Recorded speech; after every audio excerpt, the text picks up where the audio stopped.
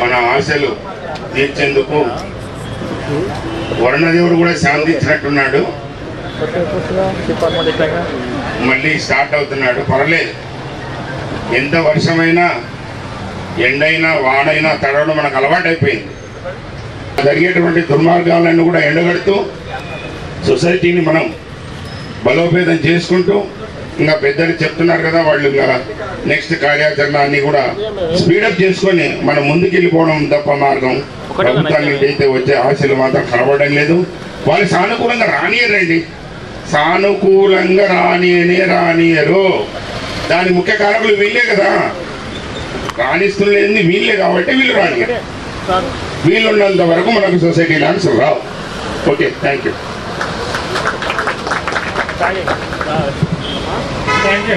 Meeting పెట్టుకున్నాం. తర్వాత round table సమావేశం మన సంపాదకులు ఇతర ముఖ్యులతో పెట్టుకున్నాం. ఎందుకోసం ఈ బాధలని ఎందుకోసం బాధపడుతున్నాం? మనము 15 ఏళ్ల క్రితం 2 లక్షల రూపాయలు దేనికోసం, ఇంటి స్థలం కోసం కట్టినాం. ఆ స్థలం రాలేదు. 2017లో సుప్రీంకోర్టు ఇంటర్వ్యూ ఆర్డర్ ఇచ్చింది, అందరికి తెలిసిన విషయం కదా. మరి ఆ ఇంటర్వ్యూ ఆర్డర్ ఇచ్చినప్పుడు అది మనకు 35 ఎకరాలు పేటపక్షణ ల్యాండ్ మనకు హ్యాండ్ ఓవర్ చేస్తే ఈ బాధ ఉండేది కాదు. పోనీ 6 ఏళ్ళు గడిచింది. 2017 తర్వాత ఇంటర్వ్యూ ఆర్డర్స్ 6 ఏళ్ళు గడిచింది. లాస్ట్ ఇయర్ ఫుల్ ఫ్లెడ్జ్డ్ తీర్పు, చాలా స్పష్టమైన తీర్పు సుప్రీంకోర్టు చాలా స్పష్టంగా ఇచ్చింది. ఇచ్చి 10 నెలలు గడిచి 11 నెలల్లో నడుస్తున్నాం. ఇప్పుడు ఆ 38 ఎకరాలు ఇస్తే ఈ బాధలు ఉండేవి కాదు. మనకి కంటెంప్ట్ ఆఫ్ కోర్ట్ అనో ఇంకోటి మనం ఆలోచించాల్సిన అవసరం ఉండేది కాదు. సో మనం ఈ పోరాటం ఎందుకోసం? కేసీఆర్ మీదనో కేటీఆర్ మీదనో ప్రభుత్వం మీదనో అని కాదు. మన హక్కును మనం కాపాడుకోవాలి. మన హక్కు మనం ఏదైతే ఉందో ఈ ల్యాండ్ తీసుకోవడం, తర్వాత ప్లాట్ చేసుకొని ఇంటి స్థలం ఎంత వస్తుంది? 150 గజాలు, 200 గజాలు, 300, అది వేరే విషయం. ఇంటి స్థలం అనేది ఒకటి మన జన్మ హక్కుగా మనకుంది. ఇంతకుమించి మనం సంపాదించింది ఏమి లేదు, సంపాదించడం కూడా ఇక మన పిల్లలు సంపాదించుకుంటే తప్ప మనం సంపాదించేది. ఈ ముతగంత ల్యాండ్ గురించి పోరాటం చేయాల్సి వస్తుంది. ఈ పరిస్థితి ఎవరు కల్పించారు? ఈ పరిస్థితి మనము కల్పించుకోలేదు కదా, ప్రభుత్వమే కల్పించింది. మరి సుప్రీంకోర్టు ఆర్డర్ 2 సార్లు వచ్చినప్పుడు దాన్ని హానర్ చేస్తూ ఇమీడియట్ గా చీఫ్ సెక్రటరీతో కలెక్టర్తోనే మాట్లాడి, అరే వాళ్ళ ల్యాండ్ ఎందుకు, మన కిరికిరి ఎందుకు, వాళ్ళ ల్యాండ్ ఇచ్చేయండి అంటే అయిపోయింది. ఏ ప్రాబ్లం ఉండేది కాదు. నిజాంపేటలో ల్యాండ్ ఇచ్చినప్పుడు కోర్టులో కేసులు ఇచ్చింది మనకి. మన పేటపక్షణలో వాళ్ళు ఇప్పుడు ఏమంటున్నారంటే కోర్టులో కేసులు, హైకోర్టులో కేసులు, అందుకే ప్రాబ్లం అవుతుంది అంటున్నారు. కానీ హైకోర్టులో కేసుల వాస్తవం నిజమే, కానీ ఒక్క కేసు మీద స్టే ఆర్డర్ లేదు. రెవెన్యూ డిపార్ట్మెంట్ వాళ్ళు చెప్తున్నదంటే ఈ ల్యాండ్ మీకు ఇమ్మీడియట్ హ్యాండ్ ఓవర్ చేసేందుకు వీలుంది, మాకు ఒక ఆర్డర్ ఇస్తే చాలు మేము ఇస్తామని కలెక్టర్తో సహా రెవెన్యూ ఆర్టీఓ గారు, తహసీల్దార్ అందరూ చెప్తున్నారు ల్యాండ్ మీకు ఇవ్వచ్చు, మేము రెడీగా ఉన్నాం, గవర్నమెంట్ ఒక్క మాట వస్తే చాలని. ఆ ఒక్క మాట చెప్తే అయిపోయింది కదా. హైకోర్టు విషయాలు ఏమంటే మనం చూసుకుంటాం, అయినా కూడా మనకి ఇవ్వట్లేదు. అంటే దీని వెనకాల ఇవ్వాలా ఇవ్వకూడదా అనేది వాళ్ళు ఎందుకు ఏ విధంగా ఆలోచిస్తున్నా, ఏ కోణంలో ఆలోచిస్తున్నా తెలియదు. కానీ సఫర్ అయితే మనం అవుతున్నాం, ఇబ్బంది అయితే మనం పడుతున్నాం. 15 ఏళ్ళ నుంచి ఎన్ని ఇబ్బందులు పడుతున్నాం. మన ఇంటికి వెళ్తే మన ఇంట్లో కుటుంబ సభ్యులు, భార్య కానీ కుటుంబ సభ్యులు కానీ మనం తిడుతున్నారు. ఏమని తిడుతున్నారు? జర్నలిస్టులు అంటున్నారు కదా, మీకు సిగ్గు లేదా? 15 ఏళ్ళు ఇస్తున్నారు. సీఎం మీటింగ్లు అంటారు, మినిస్టర్ మీటింగ్లు అంటారు, చీఫ్ సెక్రటరీ మీటింగ్ అంటారు, అసెంబ్లీ సమావేశాలు అంటారు, రేపు సెక్రటరీ సమావేశాలు అంటారు, అన్నిటికీ వెళ్తారు కదా మీరు. మరి చిన్న పని చేసుకోలేకపోతున్నారా అని ఇంట్లో వాళ్ళు తిడుతున్నారు. నిజమా కాదా చెప్పండి, మీరు చెప్పండి, మీరంతా నిజమా కాదా? ఇంట్లో ఈ పొట్టుకుందా అంటే ఇంట్లో మన భార్యకు, మన కుటుంబ సభ్యులకే మనం సమాధానం చెప్పుకోలేకపోతున్నాం. దీని ముఖ్యంగా జాగ కోసం మీద పోరాటం చేయాల్సిన నిజంగా అవసరమా? ఇంత దౌర్భాగ్య పరిస్థితి, ఈ దౌర్భాగ్య పరిస్థితి కల్పించిన వ్యక్తులే, నాయకులే మనం ఈ విషయం ఆలోచించాలి. సో ఈ పోరాటం ఎందుకోసం? మనం సుప్రీంకోర్టు తీర్పిచ్చింది, దాన్ని అమలు చేయమని అడుగుతున్నాం. 35 ఎకరాలు మనం హ్యాండ్ ఓవర్ చేయమని అడుగుతున్నాం. దీనికోసం మన పోరాటం, అది సాధించుకునేంత వరకు మనం ఈ పోరాటం కొనసాగుతుంది. ఈ ఒక్క ధర్నాతోనే కాదు, ధర్నాతో ముగిస్తుందని నేను అనుకోవట్లేదు. భవిష్యత్తులో కూడా రాబోయే నెల రోజుల్లో, 15 రోజుల్లో, ఇంకా భవిష్యత్తులో కూడా వేరు వేరు రూపాల్లో మనం ఆందోళన చేద్దాం. అది ఎట్టి పరిస్థితుల్లో స్వాధీనం చేసుకుందాం. గవర్నమెంట్ నుంచి ఆ స్వాధీనం చేసుకునేందుకు మనం ప్రయత్నం చేద్దాం.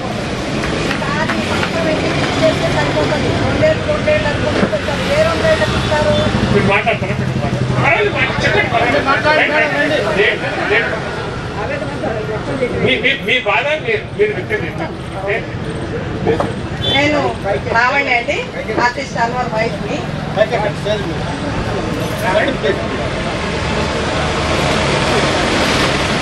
ఈ 2 ఏళ్లలో ఇస్తారు, ఏ 2 ఏళ్లలో ఇస్తారండి? ఇంకా ఎప్పటికీ కంప్లీట్ అవుతాయి 2 ఏళ్ళు అంటే. ఇప్పుడు కేసీఆర్ గవర్నమెంట్ వచ్చి ఎన్ని సంవత్సరాలు అవుతుంది? ఇంకే 2 ఏళ్ళకి అది కాదు.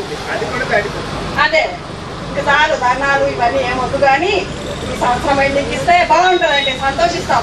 ఎందుకంటే కనీసం అది ఊడ్చుకునే ఓపికలు కూడా పోయిన తర్వాత ఇస్తే అప్పటికి ముసోళం అయిపోతాం కదా. తెలీదు కోడళ్ళు వచ్చిన వాళ్ళు చేస్తారో లేదో మాకు తెలీదు, మేము తెలియదు కదా. నెక్స్ట్ వచ్చిన వాళ్ళు చేస్తారో తెలియదు. అప్పటికి మరి మనం ఇల్లు కట్టుకొని ఊడ్చుకోగలుగుతామా చెప్పండి? ఓపుకుంటుందా? అసలు బతుకుంటామా లేదో రేపటికి తెలీదు. కాబట్టి ఈ సంవత్సరం ఎండింగ్కి ఇస్తే బాగుంటుంది. కేసీఆర్ గారికి మరీ మరీ కృతజ్ఞతలు చెప్పుకుంటాం. Thank you madam. రావేంద్రరావు మాట్లాడతారు.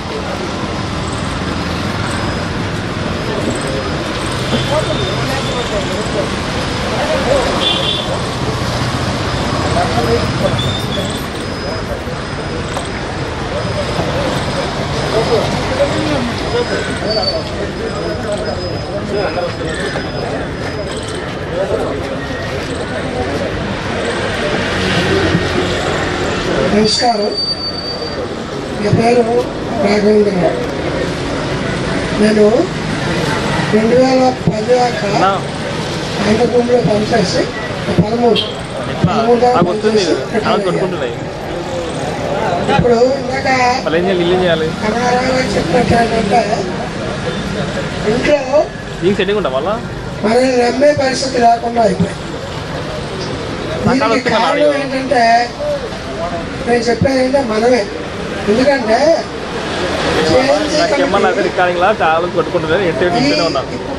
టీం ఈ కంపెనీ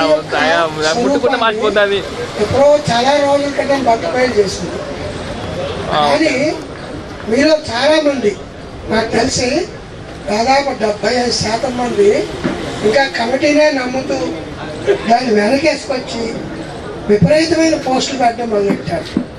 పైగా అన్ని తప్పుడు పోస్టులు. కమలారావు గారు ఏదో డైరెక్టర్ పదవి కోసం లేకపోతే ఇంకోళ్ళ కోసం ఫైట్ చేస్తున్నారు, వాళ్ళకి నిజంగా సైట్ రావడం ఇష్టం లేదు, అది ఇది అని వాళ్ళు చెప్తున్నారు. కానీ యథార్థాన్ని గ్రహించండి అని దాదాపు తీర్పు వచ్చినప్పటి నుంచి జేఎన్జీ టీము అందరినీ అనలైజ్ చేయడానికి ప్రయత్నం చేస్తాం. కానీ దురదృష్టం ఏంటంటే గొర్రె కషాయాన్ని నమ్ముతుందిట. అలాగా మనం జర్నలిస్ట్ అయ్యండి, సొంతంగా ఆలోచించే స్వభావం ఉండి కూడా మనం గొర్రెల్లాగానే ప్రవర్తిస్తున్నాం. ఎప్పటికైనా నాకు చాలా సంతోషంగా ఉంది. నేను దాదాపు 3 నెలల క్రితం ఫారిన్ వెళ్ళాను. ఆ పాటికి దాంట్లో తీపి కబురు వస్తుందేమో ఆలోచించాను, కానీ అలాగే రాలేదు. ఇంత రోడ్డు మీద పడే స్థాయికి మనం రావాల్సి వచ్చింది. అంతేకాదు, నాకు ఎందుకు బాధేస్తుందంటే కన్న తల్లి లాంటి ఆడవాళ్ళు కూడా రోడ్డు మీదకి వస్తున్నారు. వీళ్ళు పుట్టినప్పటికీ అసలు మిగతా వాళ్ళు పుట్టలేదు కూడా. అటువంటి వాళ్ళు ముందుకు వచ్చి కాళ్ళు ఎగరేసి మేము జర్నలిస్టులే, మాకు సైట్ కావాలి, ఎంత అబద్ధాలు ప్రచారం చేస్తున్నారు. ఎప్పటికైనా మీరు మేల్కోండి. నాకు చాలా సంతోషంగా ఉంది. మొన్న గ్రూపులో పెట్టాను, మీటింగ్ సక్సెస్ అవ్వడానికి ఎవరెవరు ఎంతెంత కష్టపడుతున్నారో నాకు వ్యక్తిగతంగా తెలుసు. ఎందుకంటే నాకు ఫారెన్ నుంచి రాగానే కాలికి చాలా దెబ్బ తగిలి షుగర్ వల్ల కాలికి ఇబ్బంది అయ్యి 3 నెలలు నేను హాస్పిటల్లో ఉన్నాను, నిమ్స్లో. నేను రాలేకపోయాను. ఆ తర్వాత ఇప్పుడు మీటింగ్ కూడా దాదాపుగా రాగలను రాలేను అన్న భయంతో వచ్చాను. ఎందుకంటే నేను ఉండేది హైత్నగర్, మాకు విజయవాడ దగ్గర హైదరాబాద్ కంటే. హైదరాబాద్ నుంచి ఇంత దూరం రావాలంటే ఒక్కడనే రాలేను, క్యాబో ఆటో రావాలి. మనకి ఆ ఖర్చులన్నీ కూడా ఎక్కువైపోతున్నాయి. పైగా ఇంకోటి ఏంటి, నేను కూడా పోస్ట్ పెట్టాను, పిల్లలు మనం నమ్మక నీ దిక్కుమాల సైట్ అక్కర్లేదు బాబు, నువ్వు కొంపలో కూర్చో, నీకు ఏమన్నా అయితే మేము హాస్పిటల్ చుట్టూ తిరగలే అంటున్నారు. దాదాపు మన దగ్గర ఉన్న 50% అందరూ కూడా నాగ వయసు వాళ్ళు, నాకంటే పెద్దవాళ్ళు, చిన్నవాళ్ళు ఉన్నారు. అందుకని ఇప్పటికైనా కూడా మీరందరూ కూడా కొంచెం గట్టిగా కమిటీకి సహకరించి ఈ కార్యక్రమాలు విజయవంతంగా చేస్తే డెఫినెట్గా ఇప్పుడు రామాయణంలో రాముడు వాళ్ళు కూడా అరణ్యవాసం చేశారు 14 ఏళ్ళు. మనం అంతకంటే 4 ఏళ్ళు బట్టి అరణ్యవాసం చేస్తున్నాం. 18 ఏళ్ళు ఇంకా 4 ఏళ్ళు ఎక్కువ. అర్థమైందా? అన్నిటికంటే బాధాకరమైన విషయం ఇదే మనసులో పెట్టుకుని పెద్దవాళ్ళందరూ చనిపోతున్నారు. అది చాలా ముఖ్యంగా రాజకీయ నాయకులు మనకి సహకరించే వాళ్ళందరూ గుర్తించాలి. ఇప్పుడున్న వాళ్ళ కోసం కాదు, చనిపోయిన పిల్లల కోసమైనా స్థలాలు దక్కేందుకు కృషి చేయండి. ఇది నా అభ్యర్థన. ఈ విషయంలో కమిటీ సభ్యుల దగ్గర నుంచి అందరూ ఆలోచించాలి. ఎందుకంటే ఇందాక రమణారావు చెప్పినట్టు జర్నలిస్ట్ అంతే సంపాదించలేడు. జర్నలిస్ట్ అంతసేపు ఓ సంచి తువ్వాలు తుళ్ళు కూడా పట్టుకుపోతాడు, ఏదో మీటింగులు సభలు సమావేశాలు తిరుగుతారు. వాళ్ళు తీసుకొచ్చిన చెత్తో చదారమో మంచో చెడో మేము సార్ట్అవుట్ చేసేది రాసుకుంటాము. అది సంగతి. మేమందరం బిహైండ్ కర్టెన్. కానీ రోజు నిత్యం కలిసేవాళ్ళు కూడా ఏమీ చేయలేకపోతున్న దుస్తులు వచ్చింది. ఎందుకంటే వీళ్ళందరినీ తలకి మోస్తుంది మనమే. కనకపు సింహాసనం అని తెలుసు కదా, అలా అయిపోయింది పరిస్థితి. సో దయచేసి మిగతా వాళ్ళని ఎన్లైట్ చేయండి. మొత్తం 1100 మంది హాజరు కావాలి. అప్పుడే మన కార్యక్రమం సక్సెస్ అవుతుంది.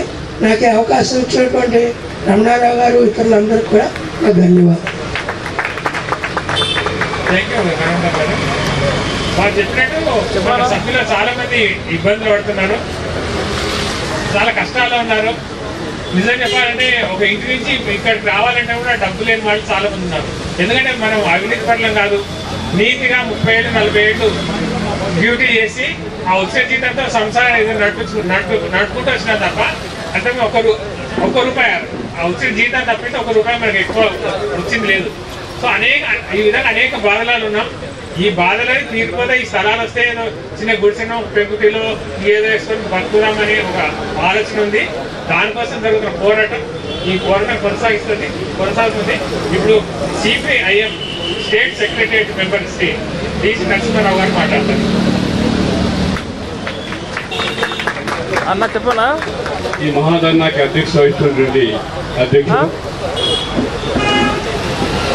Jawaharlal Nehru journalist mutual housing society JNJN అంటున్నారు. JNRM బాగా పాపులర్. కానీ చూస్తున్నప్పుడు మీది JNRM గుర్తొస్తుంది చదువుతున్నప్పుడల్లా కూడా. JNRM అని అంటామేమో పొరపాటున మార్చడంలో జాగ్రత్త పడాలని చూసినప్పుడు ఇప్పుడు JNJ అన్నారు. అందుకని ఆ ఫుల్ ఫామ్ చెప్తాను. నిజంగా నేను వచ్చి గంట అయింది.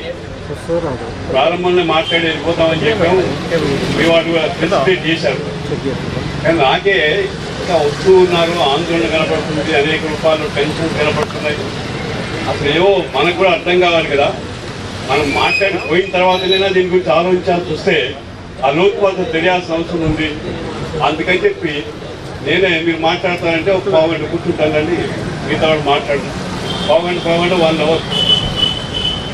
నాకు చాలా విషయాలు మీ ఆతృత, ఆందోళన, ఆవేశం, బాధ, ఇప్పుడే చివరిగా మాట్లాడిన పెద్ద వయసుతో దూరం నుంచి దూరభారం రావడంలో సాధపడతారని చెప్పారు. అందుకే నేను ప్రారంభించబోయే ముందు ఒక అనుభవాన్ని మీకు చెప్తే సహజంగానే ఎంత విద్యావంతులు, అందరికీ డాక్టరేట్ ఉండాల్సిన పని విద్యావంతులు అయితే అసలు చదువు లేని వాళ్ళు, చదువు ఉన్నవాళ్ళు, చదువు ఉన్న వాళ్ళలో మినిమం 10th నుంచి ఆ పైన అనుకున్నా సాధారణమైన విద్యావంతులు అవుతారు. దాదాపుగా బ్రాడ్గా విద్యావంతులు అనొచ్చు. మీ పోరాటం దాదాపు మీరు 15 సంవత్సరాలు అనుకుంటున్నాం. ఇప్పుడు పెద్ద 18 సంవత్సరాలు అన్నారు. 15, 18 మీ అనుభవంలో పిల్లల వయసు సహజంగా ఆ తర్వాతనే వాళ్ళు ఇంకేమైనా స్థిరపడటానికి 20 దాటితే ఉద్యోగమో అదో ఇదో పిల్లో స్థిరపడే అవకాశం. ఎందుకు చెప్తానంటే చాలా క్యాన్సర్గా చెప్పడం లేదు, నిజంగా ఒక రియాలిటీ ఫ్యాక్ట్. 17-18 సంవత్సరాలు అనేది వయసులో పెద్దది కాదు, కానీ మీ వయసుతో పోల్చినప్పుడు ఇవాళ మీ వయసుతో పోల్చినప్పుడు మీ పోరాటాలు దృష్టిలో పెట్టుకున్నప్పుడు ఆందోళన సహజంగానే సహేతుకమైనది, వాస్తవకరమైనది. అందుకని నేను చెప్పాలనుకున్నది సంఘటన ఏంటంటే, ఒకటి బేసిక్గా ఇవాళ మీరు 1104 మంది సభ్యులు ఉన్నారని చెప్పి పేర్కొన్నారు. మీకు అలాట్ చేయబడిన ల్యాండ్ అలాటే కాదు, మీ సొంత ల్యాండ్. ఎందుకంటే ఆనాడు అలాట్ చేసినప్పుడు ఒక దగ్గర అలాట్ చేస్తారా, 2 చోట్ల అలాట్ చేస్తారా సంబంధం లేదు. 1100 మంది 1104 మంది జన్మిస్తున్నారు కాబట్టి వీళ్ళకి కావాల్సినది మినిమం ఎంత అనుకున్నప్పుడు 70 ఎకరాలు వచ్చింది.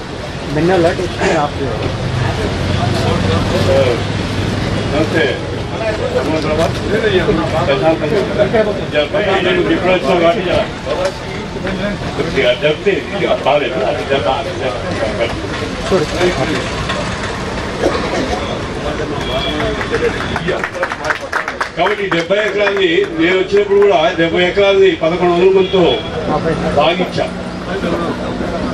సహజంగానే ఎకరానికి 4850 గజాలు, 1/3 రోడ్స్ వీడ్స్ పోతాయి, 2/3 మాత్రమే హౌసింగ్ అకామిడేట్ అయ్యే అవకాశం ఉంది బ్రాడ్ గా. ఇంకా తక్కువ అకామిడేట్ చేసి స్పేస్ ఉంచుకునే వాళ్ళు ఉంటారు. కానీ జనరల్గా ఏంటంటే 2/3 కన్స్ట్రక్షన్కి వస్తుంది. 2/3 కన్స్ట్రక్షన్కి వస్తే 3000 గజాలు చెప్పిన కనుక అకౌంట్ చేసుకుంటే 70 ఎకరాలు 2,10,000 గజాలు వస్తుంది. 1104తో బదులు 11తో డివైడ్ చేస్తే 200 వస్తుంది.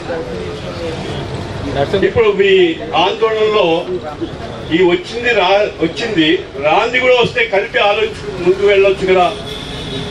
అందులో వారే ఇప్పుడు రావాలి గారు చెప్పారు 2 ఏళ్ళు అంటున్నారు. ఏ 2 ఏళ్ళు కట్టించిన దాంట్లో 2 ఏళ్ళు లేక ఈ సంవత్సరం ఒకటి అనుకుని వచ్చే సంవత్సరమా, లేకపోతే ఈ 2 ఏళ్ళు ఎప్పుడు ఎవరు డిసైడ్ చేస్తారన్నారు? ఎవరు డిసైడ్ చేయాలి అనేటువంటిది ఇప్పుడు ఆల్రెడీ తేలిపోయింది. ఇవాళ కేసీఆర్ గారు డిసైడ్ చేయాల్సింది ఏమి లేదు.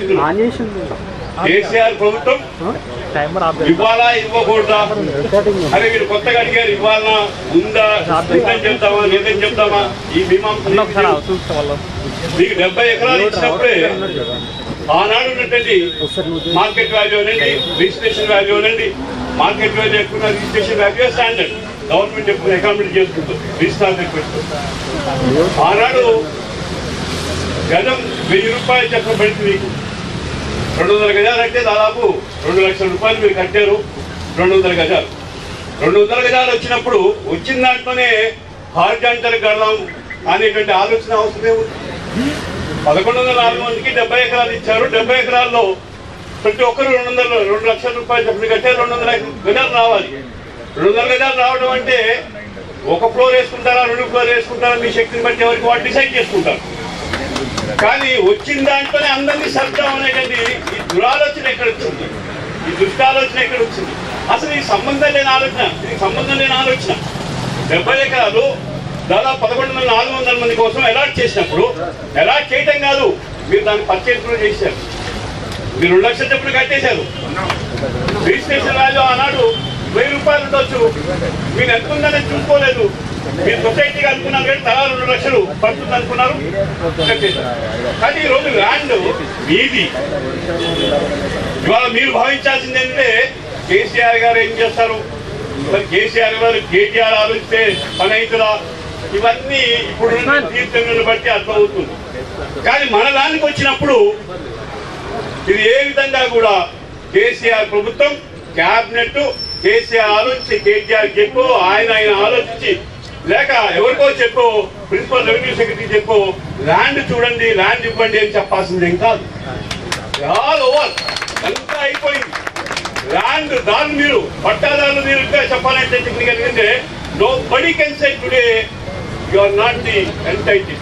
Because Supreme Court of India said, they have pronounced అంటే ఎంట్రీ వచ్చింది, ఫైనల్ జడ్జిమెంట్ కూడా వచ్చింది. ఫైనల్ జడ్జిమెంట్ ఏం చెప్పారు?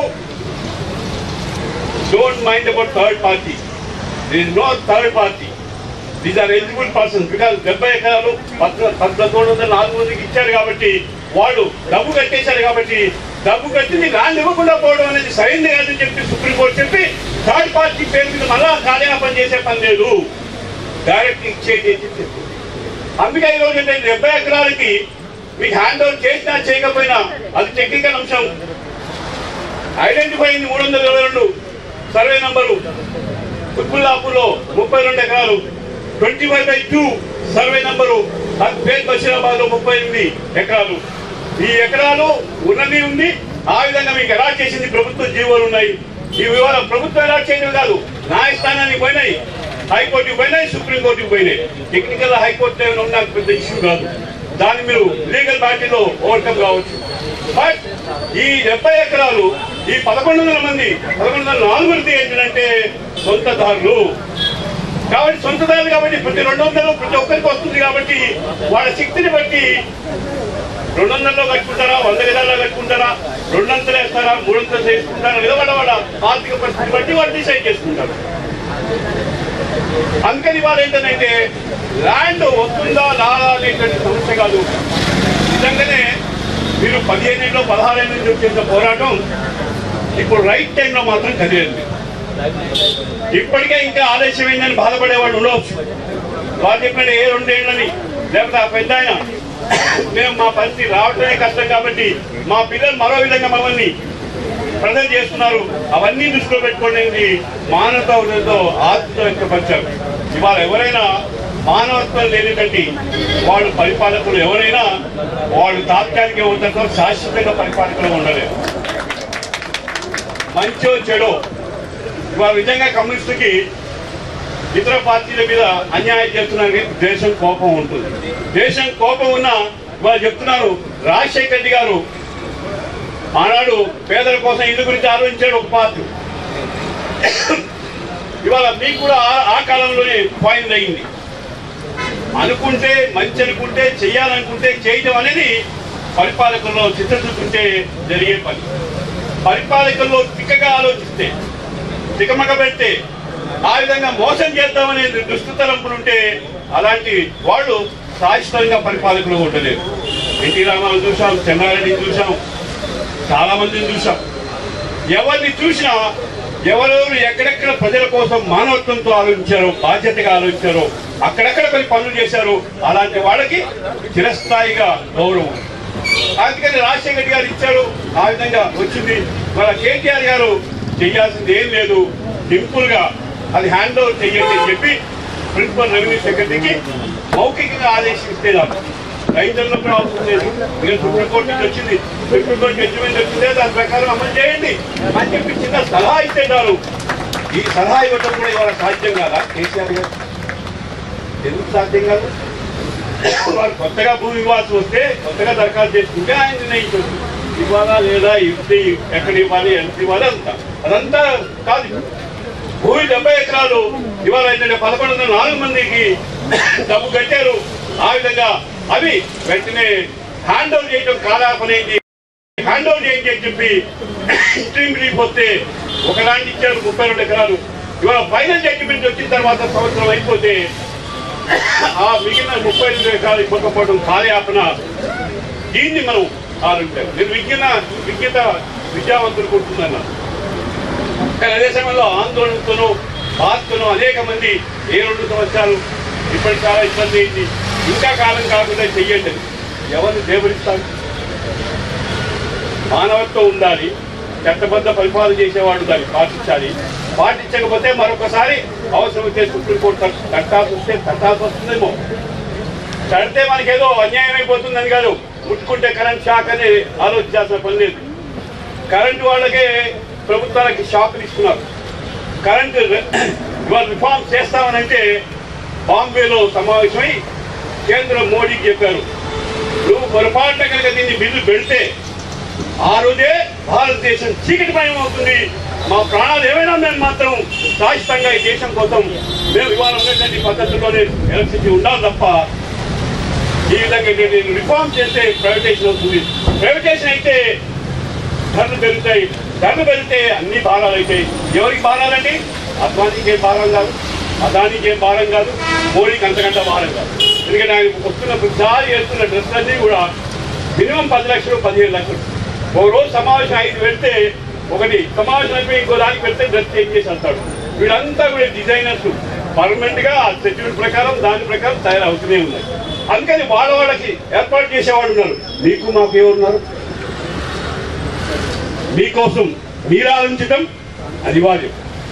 మీకోసం మానవత్వం ఉన్నటువంటి వాళ్ళు అందరూ ఆలోచించాలి. ఏదైనా కావచ్చు, ఇక్కడ కూర్చున్నా వీరైనా కావచ్చు, హనుమంతరావు గారు కావచ్చు. ఎందుకంటే ఈ వేదిక దగ్గరికి వచ్చాం కాబట్టి ఇక్కడ రానప్పుడు వేరు, ఇక్కడికి వచ్చిన తర్వాత సహజంగానే మినిమం హ్యూమన్ సెన్స్ ఉండాలి, మానవత్వం ఉండాలి. మానవత్వం ఉంది కాబట్టి న్యాయసమ్మతమైన మీ పోరాటాన్ని బలపరచాలి. మీ పోరాటం విజయం సాధించేంత అవసరమైతే మీతో ఉండాలి. ఈ సందర్భంలో నేను మొదటి చెప్తా అనుకుని తప్పకుండా వేరేకి వచ్చాను. ఒకటి మాత్రం చెప్తాను. మేము గత సంవత్సర కాలంగా తెలంగాణ రాష్ట్రంలో పేదలకు ఇళ్ల స్థలాలు ఇవ్వాలి. వెనక రాజీవ్ ప్రజలు కట్టారు, అవి కొంతమందికి ఇచ్చారు, ఇవ్వకుండా తలుపులు కూడా తెచ్చిపోతున్నాయి. అట్లా ఉన్నాయి, అనేక ఇండ్లు అట్లా ఉన్నాయి, స్వగృహ ఇవన్నీ ఉన్నాయి. అలాగే ఇంధనం ఇల్లు అన్ని కట్టినా కాలేదు. అందుకని మేము ఖాళీగా ఉన్నాయి. ఖాళీగా అయితే తుమ్ము పట్టి ఉన్నాయి. ఈ మధ్యలో ఆర్టికల్ వచ్చింది మెయిన్ పేజ్లో. ఏంటంటే వర్షాలకి నీళ్లు పడి అవి పూర్తి కాకుండా అక్కడ మురికి ఏర్పడి దోమలు గీవులు చెత్త చెదారం అంతా ఏర్పడుతుంది. సరే, ఎత్తుకుపోయేవాడు డోర్స్ ఎత్తుకుపోతున్నాడు, ఎత్తుకుపోయేవాడు అద్దాలు బాధ కొడుతున్నాడు, అన్నీ పోతున్నాయి అన్నారు. ఏం దుస్థితి? కట్టింది ఎవరికో, అర్హులు ఎవరికో వాడికి ఇచ్చేస్తే కనీసం వాడిని శుభ్రంగా ఉంచుకుంటారు. ఆ విధంగా కొనసాగించే అవకాశం ఉంది. అందుకని ఏంటంటే మేము చెప్పింది, మేము చూసింది ఏంటంటే తెలంగాణ రాష్ట్రంలో సుమారుగా 33 జిల్లాల్లో ప్రయత్నిస్తే 25 జిల్లాలు మేము గత సంవత్సర కాలంలో సుమారుగా 78,000 మంది పేదల్ని ప్రభుత్వ భూముని గుర్తించి ఆ భూములు వెతికేశారు. మమ్మల్ని కూడా చాలాసార్లు పోలీసులు వీళ్ళు మా వాళ్ళని తగలబెట్టడం, గుడ్డలు తగలబెట్టడం, లాఠీచార్జ్ చేయడం, మహిళలకు కేసు పెట్టడం, జైల్లో పెట్టడం. ఇప్పుడు సుమారుగా 800 మంది చేస్తున్నారు, జైలుకి పోయిన ఉంటున్నారు. అదంతా ఒక భాగం. ప్రారంభంలో అలా చేశారు, కానీ ఇప్పుడు మాత్రం పొరపాటుగా మా వాళ్ళు తెలుగుకు రావడం. మేముంటే రావడం కాదు, సాధారణంగా గుర్తు వేసుకున్న వాళ్ళ దగ్గర కూడా రావడం. వాళ్ళు అన్ని పద్ధతుల్లో ప్రిపేర్ అయి ఉన్నారు. ఆ విధంగా ఏంటంటే ఈరోజు ఇందులో ఎమ్మెల్యేలు, మంత్రులు, కార్పొరేటర్లు వీళ్ళందరూ కూడా ఏంటంటే ఆ ప్రభుత్వ భూములనే కన్నేసి ఉన్నారు. వాళ్ళు కన్సైన్లో చూసుకుంటున్నారు, నడుపుకుంటున్నారు.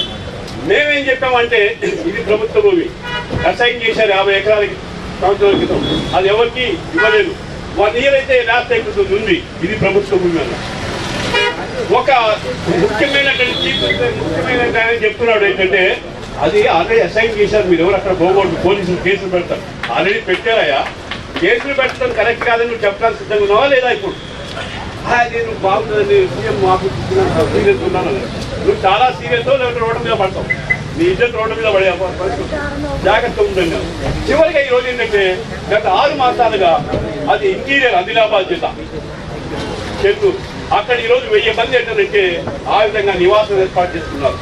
ఇవాళ వరంగల్లో పదే చేస్తే పదే భూముల మీద ఉన్నారు.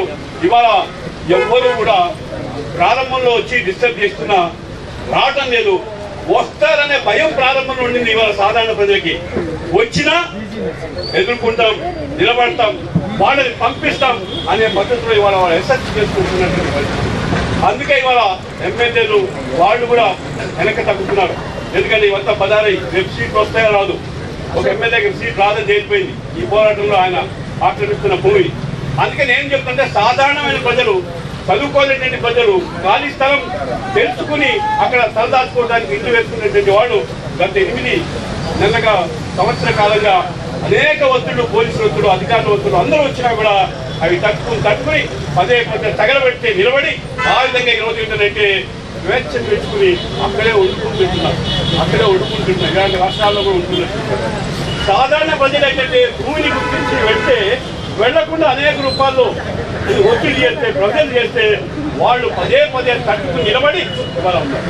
మీరు అలా కాదు, మీరు ప్రభుత్వానికి అర్జీ పెట్టారు. ఆ విధంగా మీకు ఎలా చేయబడింది. ఇవాళ కేసీఆర్ గారు ఎలా చేయాల్సిందేం కాదు, గతంలో ఎలా చేసిందో దానికి డబ్బు కూడా కట్టేశారు.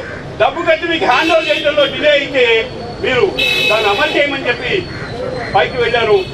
ఆ విధంగా ఆ రోజు కూడా ప్రభుత్వం చెప్పింది మేము వీళ్ళందరికీ ఇవ్వాలనుకుంటున్నాం. చూడండి, పరిపాలకుల్లో నిబద్ధత ఉంటే ఎలా ఉంటుంది, నిబద్ధత భయపడి మోసం చేసేవాళ్ళు ఇస్తారు. మేము వీళ్ళు ప్రజలకు సేవ చేస్తుండే వివిధ తరగతుల ప్రజలకి అందరికీ ఇస్తున్నాం, కాబట్టి వీళ్ళకు కూడా ఇస్తున్నాం, కాబట్టి వీళ్ళకు కూడా ఇవ్వాలని అనుకుంటున్నాం. కాబట్టి ఇచ్చేట్టుగానే మీరు దీన్ని ఆదేశించండి మాకన్నారు. ఎవరో ఫీజు చేసే అడ్డం వస్తే అందుకని ఏంటంటే మీరు ఎలా చేశారు, మీకు ఎలా చేశారు, మీరు డబ్బు కట్టారు, కొంత మీకు హ్యాండ్ ఓవర్ అయింది, మీద కొంత హ్యాండ్ ఓవర్ కాదు. ఈ కొంత హ్యాండ్ ఓవర్ కూడా చేసేవని తీర్పిచ్చి 1 year అయిపోయింది. అందుకనే మీరు ఆందోళన పడాల్సిన దానికన్నా మీరు విద్యావంతులు కాబట్టి కొంత విజ్ఞతతో, కొంత సర్దుబాటుతో, కొంత అవగాహనతో, కొంత మరికొంత కాలం ఇప్పుడు 15 ఏళ్ళు అయిపోయింది. 15 మాసాలైనా అవసరమైతే దాన్ని అమలు చేసుకోవడంలో మరింత పట్టుదలగా మనం సాగాల్సిన అవసరం ఉంది. అలాగే మన 11 మంది కూడా సభ్యులందరూ కూడా నెలమెల్లగా అందరూ మనతో చేతినిచ్చేందుకు ఉండాలి. కాబట్టి ఎవరికి వాటంగా 15 సంవత్సరాల నుంచి ఎవరి మీద ఆధారపడడం, ఇవాళ అనేక అనుభవాలు వచ్చాయి, అనేక ఇబ్బందులు వచ్చాయి, తట్టుకున్నారు. ఇవాళ మనలో కూడా డిస్టర్బ్ చేద్దామనుకునేటువంటి వాడు కొంత డైవర్ట్ చేద్దామని ఉంటే ఇవాళ దాన్ని కూడా ఏంటంటే తెలుసుకుని దాన్ని కూడా ఆ విధంగా ఎదుర్కొందామని సంసిద్ధం అయ్యారు. కాబట్టి ఇలాంటి ఎదుర్కొనే క్రమంలో మరింత పట్టుదలగా ఉండాలి, మరింత ఐక్యతగా ఉండాలి, మరికొంతకాలం నిబద్ధతతో ఉండాలి. ఎప్పుడు రేపు ఎల్లుండి కేసీఆర్ ఇచ్చేస్తే నేను చెప్పాను ఏమి ఇచ్చే పని లేదు, సింపుల్ గా సుప్రీంకోర్టు జడ్జిమెంట్ అమలు చేయండి అయ్యా అని తన పిఏకి చెప్తే చాలు, ప్రిన్సిపల్ దగ్గర చెప్తారు, హ్యాండ్ ఓవర్ చేస్తారు. కాబట్టి కేసీఆర్ ప్రభుత్వం ప్రత్యేకంగా మీకు ఇచ్చేదేమి లేదు, మీకు ఫేవర్ చేయాల్సిన పని ఏమి లేదు.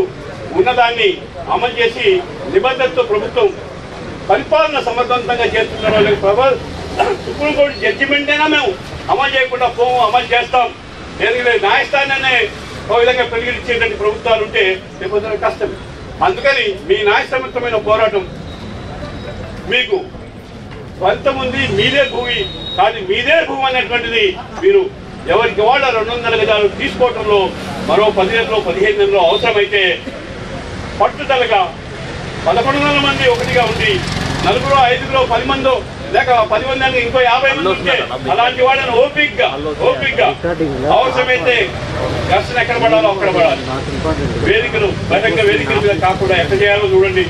ఏమైనా అలాంటి వాళ్ళ మోసాలకి మరికొంత కాలం పట్టకుండా సాధ్యమైనంత ఎదురుగా సాధ్యమైనంత ఎక్కువ మంది ఏమన్నారంటే 1100 మంది 1000 మంది వచ్చిన బ్రహ్మాండమైన విజయం అవుతుంది. ఆ విధంగా అందరినీ కన్విన్స్ చేసుకుని ట్రాక్ మీద తీసుకురండి. ఒకసారి ట్రాక్ మీదకి వస్తే స్పీడ్ అనేటువంటిది మన చేతిలో ఉంటుంది, స్పీడింగ్ మన చేతిలో ఉంటుంది. అప్పటి వరకు సంక్లిష్టంగానే ఉంటుంది, ఆందోళనగానే ఉంటుంది, బాధగానే ఉంటుంది.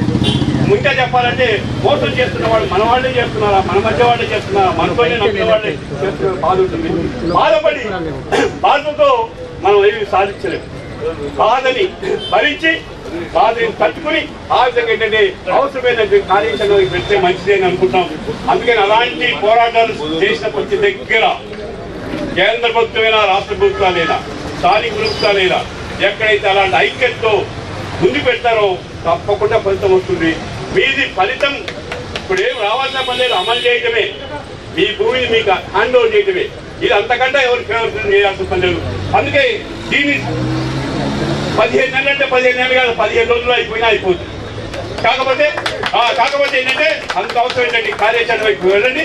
అలాంటి కార్యాచరణలో తప్పకుండా సిపిఎం పార్టీ సంపూర్ణంగా మీ చేతిలో మీ విశ్వాసంతో మీ ఇల్లు కట్టుకునే వరకు మేము మీతో ఉంటామని మరొక తెలియజేస్తాను. వేదిక పైన ఉన్న పెద్దలకు, హాజరైన పాత్రికేయ మిత్రులందరికీ నమస్కారం. ఏమనుకోకండి, నేను ఒట్టిగా కనబడి అన్న పోదామని వచ్చాను. కారణం ఏంటంటే నేను కూడా జర్నలిస్టే, చిన్నప్పుడే జర్నలిస్ట్. నేను జర్నలిస్ట్గా ఉండి కమ్యూనిస్ట్ పార్టీ ఆ విధంగా రాజకీయ ప్రవేశం చేశాను. అందువలన ఇది నా నైతిక బాధ్యతగా, అందులో మన మిత్రులు వారం రోజుల నుంచి చెప్తా ఉన్నారు. యాక్చువల్గా మాది సీరియస్ మీటింగ్ నడుస్తుంది ఎగ్జిక్యూటివ్. నేను లేకుండా వీళ్ళకి తెలుసు కమ్యూనిస్ట్ పార్టీ మీటింగ్లు ఎలా ఉంటాయో, సెక్రటరీ ఉండాలి. ఇప్పుడే భోజనం బ్రేక్లో ఇప్పుడే వస్తున్నా అని చెప్పి పూర్తిగా చెప్పకుండా వచ్చాను నేను. లేకపోతే ఇప్పుడు మళ్ళీ నేను తప్పులో పడతాను, ఎందుకంటే రాష్ట్రం ఉంది అది మీటింగ్, అందువల్ల తప్పితే లేదా నాకు కాసేపు కూర్చోవడం ఇబ్బంది కాదు. ఏదేమైనా మీ అందరి సమస్య అది మా అందరి సమస్య, అది సమాజానికి సంబంధించిన సమస్య. జర్నలిస్టులు అంటే సమాజానికి ఒక దిక్సూచి లాంటి వాళ్ళు. 4 స్తంభాలు ప్రజాస్వామ్యానికి ఉంటే జర్నలిస్టులు అనేవాళ్ళు అది 4వ పాదం, 4వ స్తంభం. కాబట్టి 4 పాదాలు సమంగా నడిస్తేనే ధర్మం ఆ విధంగా ధర్మం నలు ప్రాంతాల్లో విస్తరించబడుతుంది. కాబట్టి మీ ధర్మమైనటువంటి డిమాండ్ కోసం, దాన్ని సాధించడం కోసం మీరు ఎటువంటి పోరాటాలకి తీసుకున్నా మేము irrespective of our friendship or alliances or anything understanding with any party including ruling party will be with you, we are with you. So మీరు go ahead as our Ravi garu told you that you can approach court by moving a contempt of the court, contempt of the order. So ఆ విధంగా మీరు చేయండి. మీకు మేము నైతిక వాళ్ళ దగ్గరికి వచ్చామంటే మేము అందరం వేలాది మంది ఇక్కడికి రాపోయినా మేము వచ్చామంటేనే మా అందరి తరపు మా గొంతు మీకు సపోర్ట్ ఉందని చెప్పడానికి మేము ఇక్కడికి వచ్చాం. దాంతోపాటు ఒక్క మాట చెప్పి నేను సెలవు తీసుకుంటా. జర్నలిస్టులకు సంబంధించి ఒక్కటే ప్రాబ్లం కాదు, నాకు తెలుసు కాబట్టి బేసికల్గా ఇవాళ రాష్ట్రంలో కానీ దేశంలో కానీ జర్నలిస్టులు అనేవాళ్ళు ఒక వృధా త్యాగమూర్తులు అయిపోయారు. వాళ్ళకి వేతనం ఉండదు, వేతన స్ట్రక్చర్ ఉండదు, బ్రతుకు తెరువు ఎలా నడుస్తుందో చూడలేరు. మరి మేనేజ్మెంట్లే చూడాలంటే మేనేజ్మెంట్ల ఇబ్బందులు వాళ్ళకు ఉన్నాయి. వాళ్ళకి ప్రభుత్వాలకు అనుకూలంగా ఉంటేనే యాడ్స్ వస్తాయి. అందువల్ల వాళ్ళు ఏమని చెప్తున్నారంటే మీ బ్రతుకు మీకు బ్రతకనుంది, మేము మీకు ఒక కార్డు ఇస్తాం, ముఖ్యంగా మా అఫీషియల్ రిపోర్టర్స్కి, గ్రామీణ రిపోర్టర్స్కి. దాంతో మీ శ్రమ, మీ త్యాగం, లేకపోతే మీకున్న సామర్థ్యం అవన్నీ కూడా వృధా అవుతున్నటువంటి పరిస్థితులు ఇవాళ ఉన్నాయి. ఇవాళ రవి గారు కూడా ఉన్నారు, ఆయన కూడా ఒక రూలింగ్ పార్టీకి సంబంధించిన, ఇప్పుడు రూలింగా లేకపోతే పాత రూలింగా లేకపోతే రేపు రూలింగో నాకు తెలియదు. వాళ్ళందరూ కూడా ఒక జర్నలిస్టులకు సంబంధించి ఒక సమగ్రమైనటువంటి ఒక కాంప్రిహెన్సివ్ చట్టం జర్నలిస్టులకు తీసుకురావాలి. నెల నెల వాళ్ళకి గౌరవప్రదమైనటువంటి ఒక వేతనం ఉండే విధంగా అది గవర్నమెంట్ కొంత చేయాలి, మేనేజ్మెంట్ కొంత చేయాలి. ఎట్లా చేస్తారో దానికి ఒక బ్రతుకు తెరువు చూపెట్టాలి. అదేవిధంగా ఆఫ్టర్ యువర్ రిటైర్మెంట్ ఆల్సో ఈ should be ensured that you will get something pension on par with government employees. So in such a way ఆ విధంగా మూలాల్లోకి వెళ్ళి సమస్యను పరిష్కారం, ఇది part of your problems, it is a part of your problems స్థలం అనేది. దీంతోపాటు జీవితం కూడా ఇందులో ముడిపడి ఉంది. జీవితంలో ఇంటికి వెళ్ళిన వెంటనే భార్య పిల్లలు బయటకు వస్తేనే మీరు ఫుల్, బయటకు వస్తే అందరూ మర్యాదలు ఇస్తారు. మళ్ళీ మీరు ఇంటికి వెళ్తే ఏంటి పరిస్థితి, ఇవన్నీ కూడా నాకు తెలుసు. అందువలన మొత్తం ప్రభుత్వాలు జర్నలిస్టుల పట్ల చూపెట్టేటువంటి వాళ్ళు అనుసరిస్తున్నటువంటి విధానాల్లోనే మౌలికమైనటువంటి మార్పు రావాలి. దీంతో పాటు దానికోసం కూడా మీరు పోరాటం చేయండి అని నేను మీకు మనవి చేస్తూ, సమగ్రమైన చట్టం జర్నలిస్టులకు కావాలని ఆ వైపు కూడా పోరాటం చేయండి. ఆ విధంగా మీరు నిర్వర్తించే విధుల్లో గౌరవపూరితంగా ఆ విధంగా విధులు నిర్వర్తించడానికి అప్పుడు తల ఎత్తుకుని మీరు నడవచ్చు. ఇవాళ చాలామంది తల వంచుకొని కర్తవ్యం నిబద్ధులై తప్పనిసరి తల వంచుకొని ఉంటున్నారు జర్నలిస్టులు తల వంచుకోవద్దు. జర్నలిస్టులు ఎప్పుడు you should walk with raising head, then only this society will move in the right direction.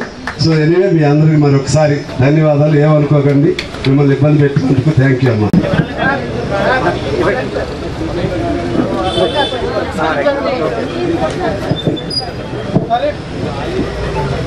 ఇవాళ నగర నడిబొడ్డున జర్నలిస్టులు మాకు న్యాయం చేయండి, మా భూమి మాకు ఇవ్వండి అని గర్జిస్తూ రోడ్డున పడడం అంటే ఇవాళ నిజంగా ఈ సంకేతాన్ని పట్ల పాలకులు ఎట్లా స్పందిస్తారో ఇక వారికి వదిలిపెట్టాలి. ఎప్పుడు జనం గోస, జనం బాధలు, సమాజం బాధలు, పల్లెల్లో కష్టాలు, పట్టణంలో కష్టాలు, కన్నీళ్లు తూర్చే పాత్రికేయులు ఇవాళ మా కన్నీళ్ళు దూడవండి అని అడగమంటే అది మామూలు ముచ్చట కాదు. ఇవాళ నిజంగా చెప్పాలంటే ఇవాళ జేఎన్జేహెచ్ఎస్ సొసైటీ అయితే ఉందో, జేఎన్జేహెచ్ఎస్ సొసైటీ సభ్యులైతే ఆందోళన చెందుతున్నారో ఇవాళ మా యూనియన్ నిజంగా చాలా బాధపడుతుంది. ఎందుకంటే జేఎన్జేహెచ్ సొసైటీ అనేది ఉమ్మడి రాష్ట్రంలో ఉన్న మా యూనియన్ ఏదైతే ఉందో Andhra Pradesh union of working journalist, అది దాని నుండి పురుడు పోసుకున్నటువంటి బిడ్డ జేఎన్జేహెచ్ సొసైటీ. అప్పుడే జర్నలిస్టులకి మళ్ళీ విడత ఇళ్ల స్థలాలకు కోసం అర్హులైన జర్నలిస్టులకి న్యాయం చేయాలనే 2008లో సొసైటీని ఏర్పాటు చేసి ఆనాడు ఏపీడబ్ల్యూజే అప్పటి ముఖ్యమంత్రి రాజశేఖర్ రెడ్డి గారి సహకారంతో స్థలాన్ని తీసుకొని నిజంగా వాళ్ళని ఒక ఇంటోలం చేయాలి, ఆ ఇండ్లలోకి ఆ స్థలాల్లోకి పంపించాలి అనే క్రమంలో పిడుగుపడ్డట్టు ఓ వ్యక్తి కోర్టు తీసుకొచ్చి దాన్ని అడ్డుకునే ప్రయత్నం చేసిండు. సరే కోర్టులో కొట్లాడినరు. ఎంతటి పరిస్థితి అంటే ఆ రోజుల్లో 2008లో కనీసం 10,000, 9,000, 8,000, 6,000, 5,000 జీతాలతో మాత్రమే జర్నలిస్టులు పనిచేస్తున్నారు. ఇప్పట్లాగా వేలకు వేలు లక్షలు లేవు ఆ రోజుల్లో, వాళ్ళు సభ్యులుగా చేరిన రోజుల్లో. అయినప్పటికీ వారి స్తోమత కూడా లేదు. ఆ 2 లక్షల రూపాయలు చెల్లించి సభ్యత్వం తీసుకునే స్తోమత లేకున్నా ఉన్న ఆస్తుల్ని అమ్ముకున్నారు. ఉన్న వాటిని డబ్బులన్నిటినీ అప్పులు తీసుకొచ్చి ఎంతో ఆనందంగా మురిసిపోయినరు. పోతే 2 లక్షలు పోతే ఒక ఇంటోళ్ళం అయితే మాకు ఒక గూడు లభిస్తుందని ఒక ఆలోచనతో ఎంతో సంబరపడ్డారు. చివరికి ఇవాళ వాళ్ళలో ఉన్నటువంటి విషాదాన్ని, అసలు వాళ్ళలో ఉన్నటువంటి దుఃఖాన్ని కనీసం పట్టించుకోలేనటువంటి పరిస్థితి రావడం అనేది చాలా దురదృష్టకరంగా మేము భావిస్తున్నాం. 2018లో చాలా స్పష్టమైన తీర్పు వచ్చింది. వాళ్ళ భూమి వాళ్ళకి ఇచ్చేసేయండి, వాళ్ళకు సొసైటీకి అది పూర్తి అర్హత కలిగి ఉందనే తీర్పు. అది కూడా ఒక హైకోర్టు ఒక సెషన్ ఇక్కడికి వచ్చింది కాదు, భారతదేశంలో ఉన్నతమైన న్యాయస్థానం ఇచ్చినటువంటి తీర్పు అది. ఆ తీర్పు వచ్చినప్పుడు కూడా జేఎన్ఎస్ సభ్యులు ఎంతో సంబరపడ్డారు. ఇక అయిపోయింది మా కన్నీళ్ళు, మా దుఃఖం, ఇంతకాలంగా మా కడుపులో దాచుకున్న దుఃఖం ఇవాళతో అయిపోయింది. మేము మళ్ళీ మా కుటుంబాలతో ఆనందంగా అక్కడ మా స్థలాల్లో చిన్న చిన్న ఇళ్ళు గుడిసెలు ఏదైనా కట్టుకొని మేము వెళ్ళాలని ఒక ఆలోచనకు వచ్చారు. మళ్ళీ ఇవాళ వాళ్ళు కడుపు మంటతో బాధపడుతుంటే ఆ ల్యాండ్ అనేది కొంతమందికి వాళ్ళకు కళ్ళలో మంట కలిగిస్తుంది. ఓవైపు కడుపు మంట, మరోవైపు కళ్ళలో మంట. అసలు తీర్పు వచ్చిన తర్వాత వాళ్ళ భూమిని వాళ్ళకు అప్పగించడంలో మరి ఎందుకు జాప్యం జరుగుతుంది, దీని వెనుక ఉన్న మతలాభం ఏంటి అనేది మనం నేర్చుకోవాల్సిన అవసరం ఉంది. మేము చాలా స్పష్టంగా ఉన్నాం. చాలామంది టీయూడబ్ల్యూజే వైఖరి దీని పట్ల చెప్పాలి, తెలంగాణ రాష్ట్ర వర్కింగ్ జర్నలిస్టుల యూనియన్ వైఖరి అనేది. మా వైఖరి ఎప్పుడు స్పష్టంగా ఉంటుంది. ఇప్పుడు కూడా మళ్ళీ చెప్తున్నా, జేఎన్హెచ్ఎస్ అంటే మా బిడ్డ, మా నుండి పుట్టినటువంటి బిడ్డ కాదు సొసైటీ, ఏపీడబ్ల్యూజే నుండి పుట్టిన బిడ్డ. ఆ బిడ్డకు కష్టాలు వస్తే ఒక తల్లికి ఎంత బాధపడుతుందో ఇవాళ మేము కూడా ఆ సొసైటీకి కష్టం వస్తుంది కనుక దాని మీద మేము అంతా బాధపడుతున్నాం. మేము స్వయాన వెళ్ళి తీర్పు చెప్పినటువంటి రమణారావు గారిని కలిసి వారికి అభినందనలు చెప్పి 11,000 కుటుంబాలు మీకు రుణపడి ఉంటాయి సార్ అని చెప్పి ఢిల్లీలో స్వయంగా నేను వెళ్ళి కూడా ఆయన కృతజ్ఞతలు చెప్పొచ్చాను సార్. ఖచ్చితంగా నాకు అట్లే అనిపించింది. నిజంగా 1100 మంది ఇంతకాలంగా ఎదురు చూస్తున్నారు, వాళ్లకు న్యాయం చేయాలని చెప్పి నిజంగా ఇది న్యాయమైనటువంటి తీర్పు నాకు చాలా సంతృప్తికరంగా ఉంది అని చెప్పి కూడా ఆయన సీజే చెప్పారు. మరి ఇంకా ఇక్కడ లోటుపాటు జరుగుతున్నాయి, మరి ఎందుకు ఇంకా స్థలం ఇవ్వట్లేదు? ఇవాళ ఆ స్థలం కోసము మా మిత్రులు చాలా మంది నాకు కలుస్తున్నప్పుడల్లా సార్ ఎప్పుడు స్థలం వస్తుంది? ఇప్పుడు రాష్ట్రంలో ప్రధాన సమస్య ఏంటంటే మాకు ఎక్కడ తిరిగినా ఏ జిల్లా తిరిగినా సరే ఇళ్ల స్థలాలు లోకల్ జిల్లాలు వేరే పక్కన పెడితే హైదరాబాద్లో మాత్రం మా ఇంటి స్థలాలు ఎప్పుడు వస్తాయి.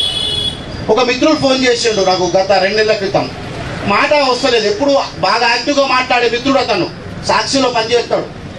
మాట్లాడుకుంటూ తడబడ పడుతున్నాడు. ఏమైంది అంటే నాకు పెరాలసిస్ అటాక్ అయింది సార్, బ్రెయిన్ స్ట్రోక్ వచ్చి అన్నాడు. మరి బ్రెయిన్ స్ట్రోక్ వచ్చి మరి ఎట్లా మరి ఇక్కడే ఉంటారు అంటే, లేదు సార్ నేను ఇంటి నుండి రిక్వెస్ట్ చేసుకొని ఇంతో నా పిల్లల్ని పెట్టుకొని నేను వర్క్ ఫ్రమ్ హోమ్ చేస్తున్నా అన్నాడు. అంటే నేను వర్క్ ఫ్రమ్ ఏంటి, మరి ఈ పరిస్థితుల్లో మీరు ఎందుకు వర్క్ ఫ్రమ్ అవసరమా? అసలు ఈ వృత్తే మానసిక ఒత్తిళ్లకు వృత్తి, ఇంకా మీరు అసలే బ్రెయిన్ స్ట్రోక్ అంటున్నారు, ఇంకా మానసిక ఒత్తిళ్లకు ఎందుకు గురవుతారు? వృత్తిని వదిలిపెట్టవచ్చు కదా అని అంటే, సార్ జాగా పోతుందేమో నాకు వచ్చే జాగా, అది వస్తుందో రాదో సార్, నాకు ఒక్కసారి చూసిపోవాలి సార్, కన్ను మూయాలి ఉందని పెద్దమాట. చాలా మంది కళ్ళు అసలు 60-70 మంది అసలు ఆ భూమి దక్కక ముందే వాళ్ళు నేల కొరిగిపోయింది. వాళ్ళ కుటుంబాలు రోడ్డున పడ్డాయి. వాళ్ళ కుటుంబాలకు న్యాయం అసలు ఆర్థికంగా ఎన్ని కష్టాలు ఎదుర్కొంటున్నాయో మాకు తెలుసు.